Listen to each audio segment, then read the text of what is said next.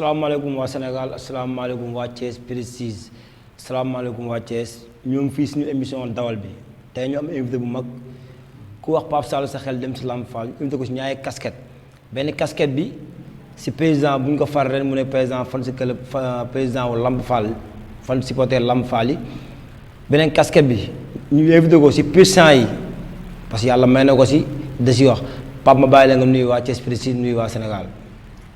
Ange bilaay mi na seetaan rajo maa ngi sant yàlla bu baax. di sant sama ñaari waajur di sant sama sëriñ. di nuyu ñëpp di ziar ñëpp comme ni ma ko doon defee. di kontaan partager ak yow Bokar. nga xam ni tu es un pionnier des courses hippiques du Sénégal yaa ngi ciy jàpp bu baax. di kontaan ci répondre sa invitation avec la manière. di nuyu waa Thiès Prestige. di nuyu le président PDG monsieur Doumbia. ak toute l' équipe di leen wax ni kontaan naa pour ñëw seen plateau. pour waxtaan ak yow ci li nga xam ne moo jëm ci wàllum fas. nga xam ne maa ngi ci milieu bi. comme éleveur.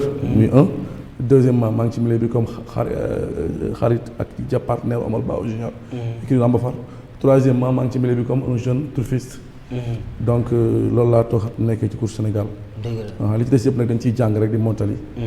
te ci jàng la nekk ba léegi yaakaar naa. dëgg la voilà. à part bu ñu génn suñu 11e journée. ñu résumé rek boo xoolee 3 ans yi keroog. kii moo raw. Amine moo raw. deuxième bi. doon barke deuxième bi nekk. Alpha nekk deuxième. Alpha Ndiaye nekk deuxième. troisième bi Laaw la quatrième bi di Sanu Sall. bu demee si 2 ans yi Diofior moo raw. deuxième bi kii moo raw deuxième bi di. Elimane troisième bi di Barke 3 quatrième bi nekk. 7 moo nekk noonu bu ñu demee groupe say bel moo raw deuxième bi di Tom. di félicité Salif Diène.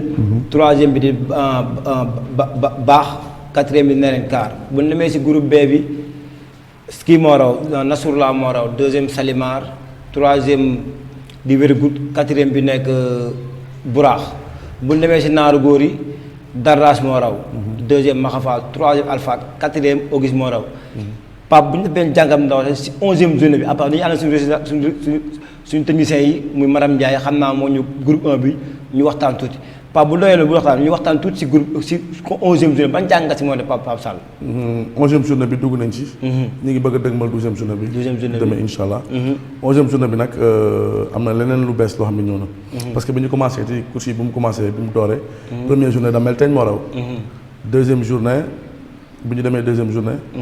Je crois. beneen Auguste moo raw. raw troisième journée raw quatrième journée. bu mu demee reposement ñëw ñu am troisième après ñu raw ko.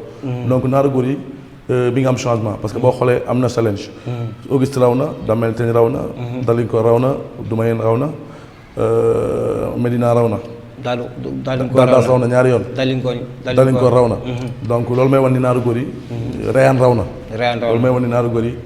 am na challenge ku ci nekk rek boo ñëwee indi état mën nga raw. loolu tamit nekk ñu ngi ciy saluer liggéey entraîneurs yi. parce que benn fas rek moo na raw 11 journées yi benn fas moo na raw 6 journées. mais nag am na challenge. loolu moo ne ay rawante yu neex la ñuy assister à chaque fois. waaw rawante yu neex la ñuy assister à chaque fois ku ci tane rek raw ndax fas yi ëppante wuñu deret. dëgg la parce que yii ñoo bokk bàyyi ay jërbaatu ñee lañ. quand on voit le cas de Auguste c'est un fils de Sirion. sa maman di doomu soleil. Medina doomu soleil la donc Medina di jaay Auguste la. dëgg la yaa ngi dégg. Damel Teñ doomu soleil la. donc Damel Teñ ay Medina ñoo bokk bàyyi. Dalinkoor yaayam doomu soleil la. Dalinkoor Medina indi jaayam la donc fas yi sottante wuñ deret. donc ci defar. rek la ñuy mënante. defar boobu nag c'est au niveau des écuries au niveau des entraînements au niveau des chefs d'écurie au niveau des entraîneurs. ak consigne jockey yi. ak état yi indi par dimanche. xam nga course bu njëkk ak léegi bokkatul. bu njëkk da ngay am état boo xam ne da nga koy téye. di ci raw 6 dimanche.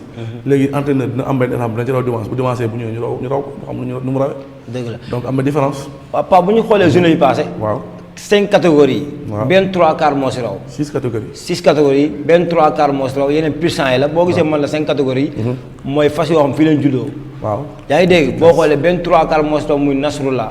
soo xoolee Amine 7/8 la. Dadas 15e la Bel 15e la. xam nga yaa ngi dégg maa nii boo xoolee Diofior. 7/8 la. élevage boobu c'est Pape lan moo feeñ foofu. élevage Sénégal la mi ngi dox. waaw parce que. su ma nee la bel moom maamaatam fi la juddoo. kon élevage la ngi doo xam nga jey na ba moom moo jur fas bi nga xamante ni moom mooy xuddaa mooy caatam. xuddaa boobu moo jur rose. rose mooy yaayu bel. yaayu bel waaw voilà donc bel maamaatam sax fi la juddoo. dëgg la donc 15/15 moom yooyu Sénégal gi la génn fi. loolu nag dañ ci ndokkee le professeur Bawa. parce que ci élevage am la. dëgg la ak élevage bu maître Moussa Mbacké parce que Rose doomu Xuddaa la di doomu Omran nag maître Moussa Mbacké moo ko indi fii ci Sénégal def ci ay produits daal koy jël jox ko Jili Mbay. Jili teglu ko ci façon bu ñuy wax Warxoos doomu Galileo ñu am ci benn rejeton bu jigéen bu ñuy wax bel boobu nag moo raw. man nag Warxoos boobu laa bëggoon tuut nga taxaw ma ci pédigree. Warxoos waaw Warxoos pédigree actualité la amee. parce que bu ñu nee doomu Galileo nga sa yaay doomu Green Desert loolu pédigree la. dëgg la Green Desert c'est du Danzig Green Desert boobu moom moo jur yaayu Warxoos. yaay jooju nag daf ko bokk ak pur sang boo xam ne mi ngi woon fii Sénégal. Warxoos yaayam moom moo jur Masuk nag amoon na ay doom fii. parce que nee na maman Cuuc. doom Masuk la ak yeneen yoo xam ne jotuñu daw. Masuk aussi wane na fi ay résultats ci pur sang yi fii. Masuk boobu nag ak Warxoos ñoo bokk ndey. dëgg la Warxoos moom doomu Galileo la. Masuk di doomu Pivotal. xam nga Galileo dafa xew yaa ngi koy dégg. donc on peut dire que Warxoos pédigree actualité la yor. parce que du Galileo moom c'est du sang c'est de la classe. dëgg la c'est du lourd comme ni ko tubaab bi di waxee. dëgg la Galileo et pédigree actualité la. quand on parle de 6 stars. c'est pédigree actualité en Europe. dëgg la waaw affaire croisement nag laa lay expliquer croisement yi nga xam ne mooy indi fas gagnant. ndax dañoo am tendance chaque fois ni bu ñu boolee lii ak lii nañ am lii. bu ñu boolee lii ak li ñu am on a tendance souvent à dire comme ni ko professeur yu mag yi nga xam ni ci combinaison de sang la ñuy dox. comme les Georges Simon ak Vincent Rakadji ak ñeneen ñoo xam ne dañuy dox ci combinaison de sang il te dit souvent tendance à te dire que ni une fille de Danzig wala un petit-fils de Danzig est compatible ak Galileo ndax dañuy génne ay champion. il y en a beaucoup les filles de Danhill. xam nga Frankel yaa ngi koy dégg. mais cheval du monde. sa mère par Danhill di doomu Danzig ñu boole ko ak Galileo ñu génne Frankel. yaa ngi dégg. ak tant d'autres Intello papa Louis d'Or bi nga xam ne groupe 1 la bu nekk fii. waaw Pape boo xoolee aussi c'est comme ça. waaw Pape boo xoolee nag moo am fi. étalons yi dégg naa ñoo fi ne 1965 la fi ñëw xam avant 65 ba la ñoo ngi fi. ëpp na ko yaa may dégg ba léegi boo xoolee. Alpha Ndiaye moo gën a prise facile mu nekk 62e 63e. est-ce que élevage Sénégal tardelu Pape. wala est-ce que du njaay mi mooy yàq élevage Sénégal. waaw élevage Sénégal am na fu mu sooxee. ndax waroon nañu am lu ëpp. 15 16e ak. yow lu ëpp 32 31 32e wala 60 62e. war woon nekk Alpha rek waroon nañu am lu ëpp 30 fas yoo xam ne loolu lañ. dëgg la xam nga li waral loolu mooy. le centre zootechnique de Daara à l'époque. avant après l'indépendance bi fi indi ay fas. xam nga ay fas yu mel ni lay def li ma lay wax nii nag c'était yàgg na. fas yu mel ni. Oussou sax c'est après. mais au début c'était lay def. c'était Why Not. c'était Neva Wari. c'était Sabre au Crer Papa Yacine. ñooñu ñoo fa nekkoon bagarreur Bra le art ñooñu ñoo nekkoon Daara. léegi nag ñooñu nag génération boobu ñoom ñoo jiitu Oussou après la. Oussou c'est bien après. après génération Oussou ci la ñoom Njàmbur bi ñuy wax grand ñee ñëw. ak Mescam bi ñuy wax grand champ. dëgg la après ñoom nag ci l'apparition de Teramo ara privé yi commencé ubbi. le professeur Bao moom mooman Teramo. nga dem ci Pape Seck Racine Club de Mbao moom lisement du Fondaline. lisement du Fondaline si moom la saltige ak Bintu ak colonel Mbaye Gueye juddoo moom mooy seen papa. moom mooy maamu Ali Ndeccu bi nga doon dégg. Mor Mané c'est une fille de lisement du Fondaline. mais ñun on avait tendance à ce que fas étalons yi ñëw Sénégal ñun bu ñu leen mënta wooyee seen tur à l'époque dañ leen wutal tur. xam nga lisement du Fondaline c'est l'appellation de pur sang mais nag Sénégal dañu ko wax isma mbaar quoi loolu lañ mënoon wax. dëgg la waaw isma mbaar léegi Njàmbur lui s'appelait Granier. mais ñun comme dañoo amoon tendance di changer tur fas yi comme mënuñu koon wax. pël yi à l'époque Daara. il disait Njàmbur mais c'était Granier. Mescam il disait Mescam c'était Grand Champ. Ras Mango c'est Las Mango. c'était comme ça. mais nag yow kayit yow yaay xam li ci nekk quoi. élevage yàgg na Sénégal de. yàgg na et puis dafa neex c'est un élevage passion la. passion la surtout l'élevage du cheval. waaw léegi Pape comme léegi ara privé yi bari na. parce que boo xoolee am na Sénégal yaa 4 ara su ma juumulee ah. waaw ara Thiès bu Kébémer. ak Kaolack ak bu nekk Daara. ak Mbacké muy 5 ara ñoom fi boo xoolee. soo xoolee étalons yi ku mel ni Soleil. daanu na. fu mu toll nii Sirion la gars yi jox bopp. ak yeneen étalons bu Kébémer. léegi élevage bi fu mu toll nii Pape Sall nii tey téye fas jigéen ñi est-ce que encore jot ñu bañ a yàgg si buy course yi.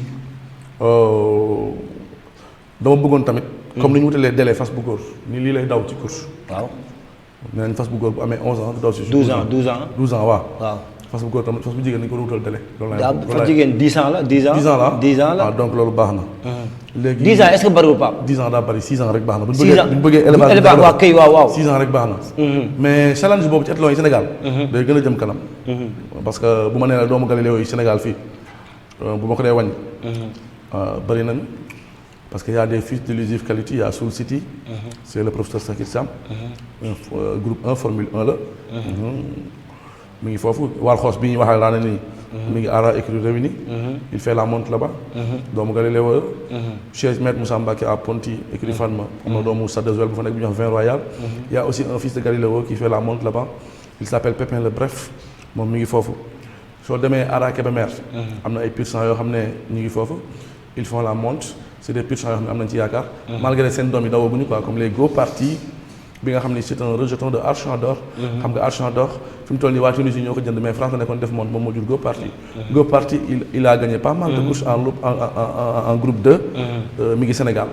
Nga dem Mbacké, il y a un fils de Cassamiento, un petit-fils de Samardar qui est là-bas. ñu ngi koy wax Kazou mi ngi def foofu montre ak un Ken d'Argent bu ñuy wax Kena Cross mi ngi foofu mi ngi fay def montre. Sanu Sall Sanu nag papaam pur sang la mais doon na daw fii Thibaoutin. doon jóge ci ñoom Omar Sow di doomu Fabrice White. Thibaoutin nag Fabrice White Fabrice danseur. Northern danseur. du numéro par Saint-Devar. Thibaoutin nag ñun miin nañu pur yi doon na fi daw fii ànd ak fas ñu wax Messi Dor ak Sitina ak Paul Finan donc dawal pur sang njëkkeewul papaam daw na fii raw fi ba taay. Sanu bi nag élevage u waa Racine Club de Mbao la. ñu jox ko waa Maktoum ñu jox ko waa Maktoum. ñu jox ko Omar Bao Junior. ñu jox ko Omar Bao Junior di doomu Thibaoutin mais Thibaoutin njëkkeewul Sangalkam. Pointe Sarène la njëkkee ci Omar Sow jaar Mbao daal dem Sangalkam. léegi fas mel ni Thibaoutin boo xoolee moo ngi si aaraawu ñoom waa Sangalkam. waaw aara Sangalkam mooy ENAM. moom Thibaoutin tey ba mën a wax tey si pédigrém Pape Sall. parce que tey boo xoolee daaw bokk mooy mel étalon moo bëri mu ëppee doom yu raw daaw. waaw parce que Thibaoutin. moom moo jur fas bu ñuy wax baax. waaw. baax boobu boo gisee moom endurance yaay ji mooy doomu Naman. loolu moo ko ànd xam nga parfois on a tendance à dire. la symbiose du sang arabe. avec du sang anglais. ça donne de l'endurance avec un tout petit peu de vitesse. dëgg la Pape. donc nag c'est le résultat de baax. baax boo xoolee. fas gën na gaaw mais bu ñu teg si li muy indi. su jaaree yoon. fas yi duñ ko indi. dëgg la combinaison de Sanu Saalum Sanu yaayam doomu Vanis la. sang anglais la am foofu. dëgg la papaam di Thibaoutin. boo xoolee yaay Sanu papaam ak papaay ak Thibaoutin amuñu benn rapport. dëgg la loolu moo tax Sanu nekk fas bu garaaw nekk fas bu vitesse bu mën a daw. dëgg la bu ñu am yaakaar surtout nag ci bu demee groupe 1. affaire yooyu. Amine mii raw fas yi di 7e de 100. yaayam doon na daw fii ci la faafu. fas bi bu mu commencé daw carrière am laa xam ne fas la boo xam ne. lu muy gën di yokk distance bi muy daw. di gën di def résultat. parce que fas la boo xam ne boo xoolee macha allah am na foulée. Amine bii di daw. am na foulée. ba pare toll na ni fas yi. dëgg la donc liggéey rek. mu am solo moom mooy am solo mais li ngi gën a doon danger nag. dëgg la suñ demee ci catégorie ñaari wëndeelu def beneen. Pape loo wax ma gëm parce que mosuma wax gis loo xam ne leneen li mu sànni du si tànn 3 ans yi. waaw ñu naan Pape ñu ànd commentaire 3 ans yi. waaw d'accord Pape Pape 3 ans yaa ngi noonu gis nga ba léegi nii Sanu moo génn. su ma jub Sanu moo génn noonu gis nga. tekk si la. Alpha Amina génn noonu gis nga. Alpha Ndiaye moo ngi noonu. Laaw moo ngi ñëw gis nga Sanu. Pape fii ne ma gis Sanu dafa mel ni fii dafa jeex. voilà Sanu fii dafa mel ni dafa jeex boo xoolee. soo xoolee Amine boo xoolee raw na Alpha Ndiaye mooy 2e noonu. Sanu nag Laaw mooy 3e. li mu génn moo bëri. moo bëri bu dee dañu wax affaire bi ni mu dawalee. xale bi bu ñu nee ëpp mu am bon départ. dafa waroon a ngoobu ba tolloog ñoom seen biir. dëgg la am lu ma sakkanal mais dafa leen quitté. dëgg la loolu mooy première erreur bi. moom mooy première erreur léegi ñu fas mel ni Laaw Pape. Laaw moomu nag ak Sanu ñoo bokk bàyyi. moom ñoo benn Pape. Laaw boo xoolee tey moom moo ngi doog a am xaalis. soo xoolee 2 ans li mu ñëw dañ ko boole woon si dawal bi 2 ans mu jàll à côté. 3 ans boo leen li mooy 3e course am moo ngi doog a am 3e. tey ku mel ni Jama Sédé yaayam. kii Thibaoutin di papaam mu bokk ak Maxafaal benn ndey. tey boo la wax tey fas mel ni Laaw. waaw xam nga fas bu mel ni Laaw. moom dèjà boo ko gisee rek nga xam ne fas bu baax la. dëgg la fas yooyu nag defar la ñuy manqué.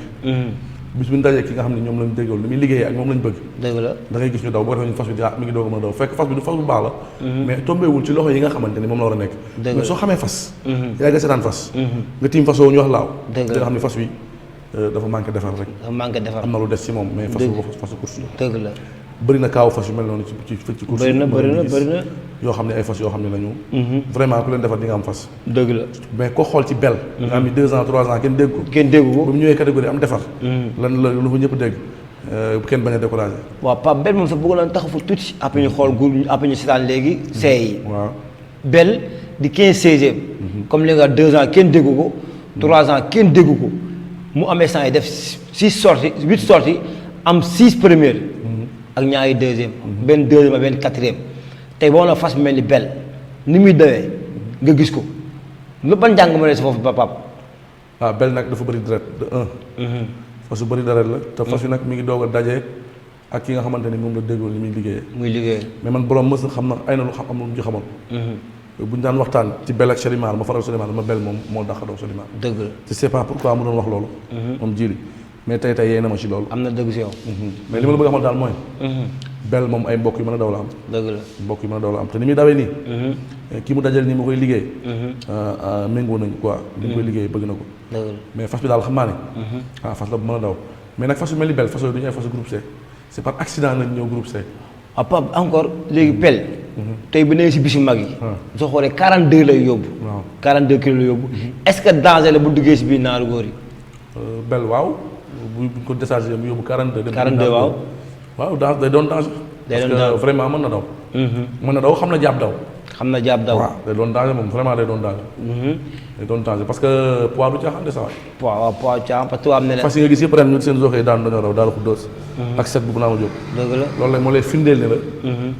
poids du caaxaan. dëgg la daal ko dóos zoxeem dafa daanu moo njëkk ci tableau bi. set gis nga ko. dëgg la daanaka ci box yi la jaar mais doon njëkk ci tableau bi. dëgg la donc poids du caaxaan. poids du caaxaan parce que am na ne poids du 1 kilo de plus 1 kilo de 5 mètres la kon loolu caaxaan te gars yi saa yu ëppee fas boo xam ne day yóbbu ay. voilà ay 6 kilos de plus wala 7 kilos de plus wala 5 kilos de plus. waaw mu ngi noonu. léegi Pape si côté poids yooyu ba tey. parce que yow expert nga yàgg nga si course yi. tey boo amoon conseil boo jox jockey yi ak poids boobu noonu ban conseil ngeen jox tey jii Pape. ñuy geetu rek jockey. da nga war a am régime alimentaire spécial. jockey doo lekk lu diis. jockey doo demi mayga. jockey doo lekk ay spaghetti. jockey daal lépp luy wàllum calorie am ak wàllu pat. nekkul alimentation boo war a jël. waaw jockey da ngay daw. jockey da ngay naan si toxonaat. jockey da ngay lekk salade def da ngay lekk da ngay lekk lu lekk guddi gi da ngay lekk lu oyof. dëgg la waaw jockey moomul pat. jockey moomul calorie yu bëri. dëgg ay nen ak ay yooyu jockey moomu ko. jockey daal régime moom mooy lan. lu oyof maanaam ay salade ay concombre. dëgg la loo xam ne daal lay wàññi graisse. dëgg la surtout pomme nañu respecté nañ bëgg dañuy lekk pomme la plupart. pomme waaw parce que moom baax pomme ak citron. loolu dafa baax mais jockey boo xam ne ren da ngay war bu déwénee bu ñu la gisee nga mel ni kii nga yokk poids. dëgg la loolu c'est pas normal. te Pape bu donc jógee jockey jockey moom da ngay noot sa bakkan boo bëggee def métier bi. waaw dëgg la Pape bu ñu jógee bu succès yi dañuy dem si groupe B bi kay Nasrullah moo raw. Nasrullah waaw. deuxième Chalimar. troisième Very Good si Very Good moom laa bëggoon taxaw tuuti. ku si ay 3 mois rek. pour man lan mooy problème Very Good ba Pape. tant que responsable si équipe Very Good moom. raw na 2 ans raw na 3 ans mais Very Good soo ko xoolee xam ne dafa am problème de santé. am sant. waaw loolu moom mooy problème bi njëkk ci moom. boo xamee fas. xam ni Very Good am na problème de santé parce que Very Good bu dawee pare ni muy def. dëgg la gis naa ko. déjà il a été opéré en nerf nii dafa ñëwaat. mais Very Good fas bu mën a daw la. dëgg la ndax boo xoolee fas bi doon àndal. waaw dafa ñu jot kooku kenn mënatul mën a daw. ay mbir wax. yaa ngi dégg. mais nag at bu ne ak fas da ngay maanaam gën a wérul mais mi ngi daje koo xam ne da koy xam. dëgg la di ko làmbatu ba xam ko. soo xoolee dimanche bee booy bi dafa xaw a naagu dawal ko mu am 3e. dimanche bi gis nga encore. day gën a avancé parce que ki ko entraîneur bu mag la am. xam na ko da koy làmbatu ba daj ba daj ko. te nag fas bu mën a daw la. dëgg la malgré santé demewul noonu. mais fas bu mën a daw la. dem si Nasrullah. Nasrullah moom. xawma kan moo ko yor mais kooku moom mérité ñu woo ko décoré ko. ndax Nasrullah début course yi gën a mel. dëgg la ñu changé jox ko keneen mu indi ko ci dawal bi comme ça. te Nasrullah ku waxoon ni dina raw ren ci CSB bi. da nga koy weddi. dëgg la nañu waxante rek suñu biir. non dëgg la dëgg la moo tax ma ni Nasrullah entraîneur bi ko yor. man personnellement bëgg naa ko gis. dëgg la kooku liggéeykat la. dëgg la Pape. parce que fi mu jëlee fas bi ak fi mu ko indi. dëgg la loolu exploit la. dëgg la vraiment loolu moom man. lépp Pape même si 2 ans yi Diofior moo raw si félicité Doroli tey mooy anniversaire am. waaw di ko ñaanal happy jàmm. birthday. waaw di ko lay happy birthday à Doroli xam nga la depuis Italie. léegi élevage Doroli indi Diofior. waaw élevage Mansour. élevage Mansour Sylla. ñu ñëwoon fii dadi kër yàlla def guddul fan. mu am ay poulain ba fi tey mu waral dal li ngoor mazo mi ngi di waxati leen yooyu noonu. tey ñu indiwaat beneen étalon mu jur Diofior. tey boo la waxatee si Diofior. waaw Diofior day fas mën a daw la moom it deret jee bëri 7/8 de sang la. xam nga yaay ji xadisi la moom Baraka ñoo bokk ndey ak baay. Baraka waaw. ñoo bokk ndey ak baay. di doomu Descargo Diofior moomu nag mooy jarbaat mi wax ak Very Good. ak Dumayeen. ak Dumayeen mooy seen jarbaat. et puis di doomu Praden Joy aussi comme li ma wax rek. pédigree actualité la am parce que c'est du Dak Angel. Dak Angel yaa ngi dégg muy instant yi pédigré bi bomb la. donc Pride and Joy. war na mën a am doom yu mën a daw. dëgg la parce que vraiment gis naa ay courses am si épisode base parce que mën a daw la. dëgg la. donc Diofior. man pour mu nekk gagnant loolu yaakaar naa bettu ma quoi. du la bett quoi. parce que y a du sang de Last Mango. maam ji Jolof la doomu Last Mango la. dëgg la moo jut Baraka ak Khadis la ak Jama. ak jamono. waaw Jama moom mooy yaay Maria Chantal bi daw ci 2 ans yi. moins de 2 ans. donc déjà Diofior gis nañ ñaari doom ren. Pride and Joy gis nañ ñaari doom yi commencé daw. Diofior gagnant la te boobu tam mën na daw beneen bi. waaw Maria nañ bàyyi xel waaw nañ bàyyi xel Pride and Joy. dëgg la étalon bu baax la. léegi Pape ñu dem si naaru góor yi. waaw fas mel Dardas boo xoolee daaw kenn boole ko woon coow li soo dégg ren boo gisee moo changé moo def beneen salance si naaru góor yi muy 15/16e. Dardas ba tey muy élevage yu ji li may élevage feeñaat foofu mooy deret feeñaat foofu. muy 15/16e tey su ma nee moo si am 3 premières moo Auguste. tey boo wax tey Dardas nu mu corsange. Aliou Bourax moo ko yor. di ko indi ci dawal bi. Aliou Sow ñu koy préparé écrit réuni di si félicité Laye Sarr au passage di si félicité Aliou Bourax tey boo wax tey ku mel ni Dardas tey ji Aliou Pape Sall. Dardas fas la bu mën a daw mais boo xoolee at yëpp dafa ñàkk ko liggéey. dëgg la xëy na nag daje naa ku ko xam. ku ko liggéey ku indi si dawal bi mais Dardas. gagnant la parce que daw na fi groupe B fii. dëgg la 2200 mètres daw fi jaar yu bari. génn waaw yu ëpp 5. dëgg la. daan génn sax di raw. génn raw donc Dardas soo xoolee fi mu bokk ak ay nijaayam. nga xam ne fas bu war a mën a daw la. vraiment. dëgg la xam nga nag li ma lay wax rek mooy fas moom. defar bi. dëgg la. xëy na boobu mu doon toog yëpp nit bokkul ci dawal bi amuloon ko defar. léegi nag bi mu ko amee. gis nga ko donc fas yi nag mënantewuñ lu bari. dañu defar rek. ak yorin. dëgg la noonu la demee. noonu la demee les Pape ñu ñëwaat si beneen contexte. mooy tey yaa fi toogee comme président Lamba Fall. waaw bëggoon nañu xam ambition wu Pape après ñu dem si 11 parce que après dañuy bëgg ñu dugg si 12e journée bi. tey bëggoon nañ say ambition. tey yaa ngi remplacer sa frère. Dame. suñu frère ñoo ngi koy nuyu. mu yoroon ko tey gars yi amaat si yow confiance. nga am foo ko fekk.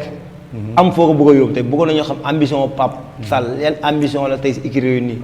Lamba Fall de moom. Lamba Fall yàgg na parce que le professeur Ba moo ci nekkoon ñu ànd ak moom. dëgg la.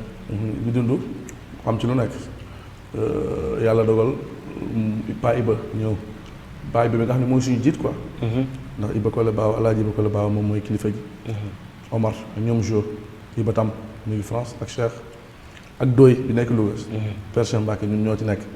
mais écurie Lamba Fall moom damay sax bañ naan maay président bi ndax man dama ci bokk quoi. dama ci nekk rek ànd ak njaboot gi ñuy liggéey. gis nañ nag xëy na résultat yi heure bi daaw fekkul ñu am 22 premiers wala nag ñu ngi ci 22. 22 premiers ci 11 journées. 11 journées on est à notre 22e victoire donc macha allah jigéen yu ma leen yaakaar naa. dëgg la te yaakaar naa ne incha allah yeneen ndam mu ngi ñëw. ci kanam waaye di féliciter staff technique bi yëpp nag. ndax nag dañoo déggoo ñun presque on est une famille. ku ne daam looy def. dëgg la boo gisee Omar li mu doon def Adama dafa koy yokk. mais wàññiwu si dara Jo dafa yokk parce que Jo boo gisee am na yu bëri yoo xam ni. mi ngi woon sama loxo dama ko delloo ba yokkal ma ko. dëgg la ñoom nañuy liggéeyee quoi.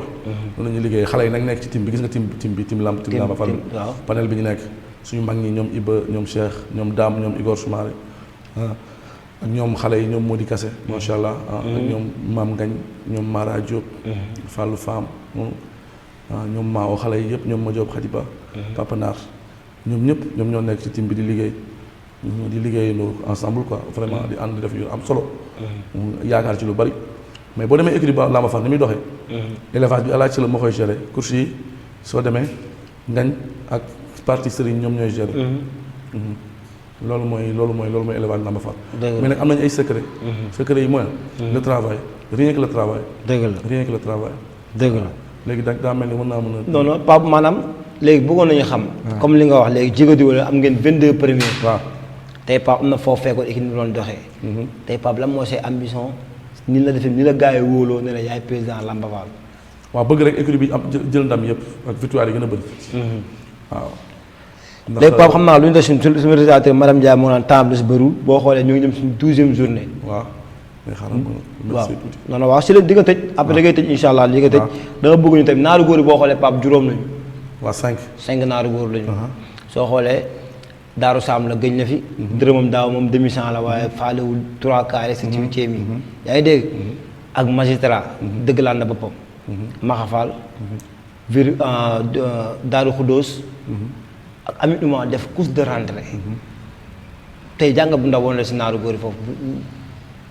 waaw comme li ma wax bokk rek naaru góor di course bu gaaw lay doon moom. course bu gaaw lay doon booy xool nag fas yi daw mën nañ ni amagul ku ci raw. yi daw noonu benn rawagu ci. benn rawagu ci.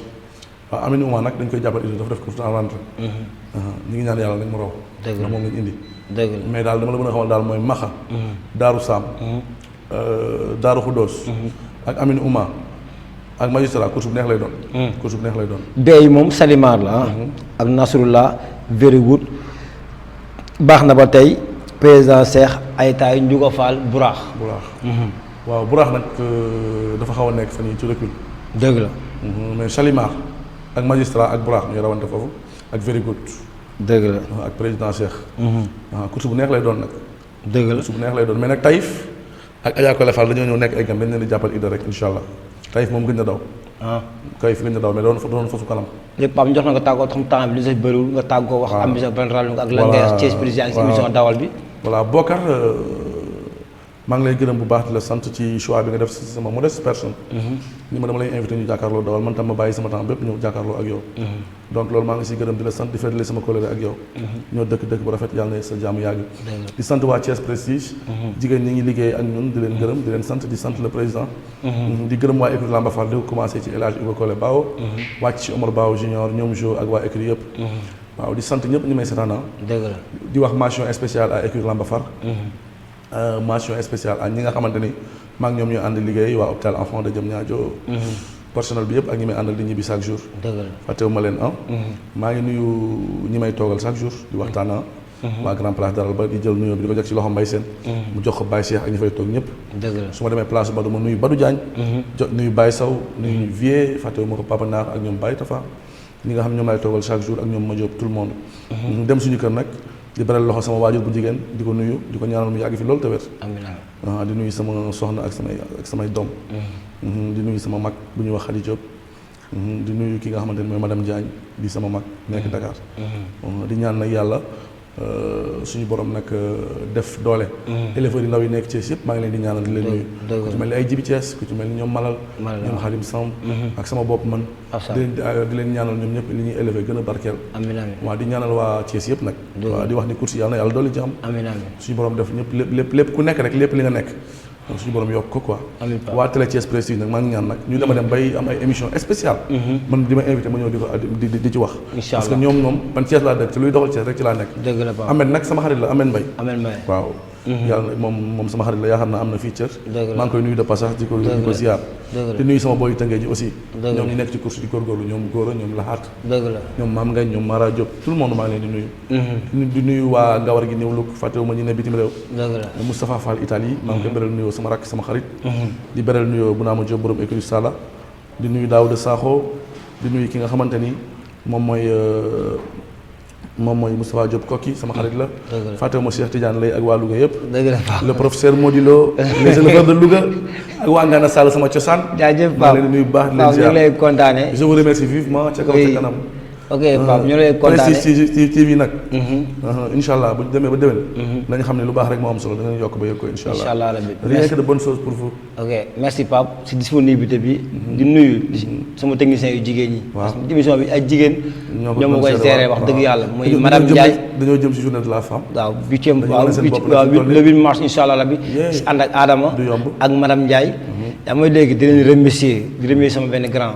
depuis Angleterre Idili. di nuyu suma grand frère Salif si di nuyu. sama chef écrit yi. muy Ablaye Sarr. di nuyu professeur Saxi Thiam yàlla bàyyi ko fi. parce que lu ma wax ku yokk rek da ngaa wàññi moom da fekk am na fu mu ko fekk am na fu mu ko yóbbu. di nuyu Père Omar Bawa Junior Papis Niang Adama Bawa suma grand frère maa ngi lay bëgg. di nuyu ñëpp di bëgg ñëpp. comme ni nga ko waxee ñoo ngi woon fii suñu émission dawal bi ñoo ngi woon fii ci Thiès Prestige di leen joxaan rendez-vous rek incha allah rabbi ba beneen numéro incha allah rabbi Pape Sall lañ ci àndaloon beneen yoon ñoo ngi leen bëggam ñëpp bëgg na leen ñëpp macha allah.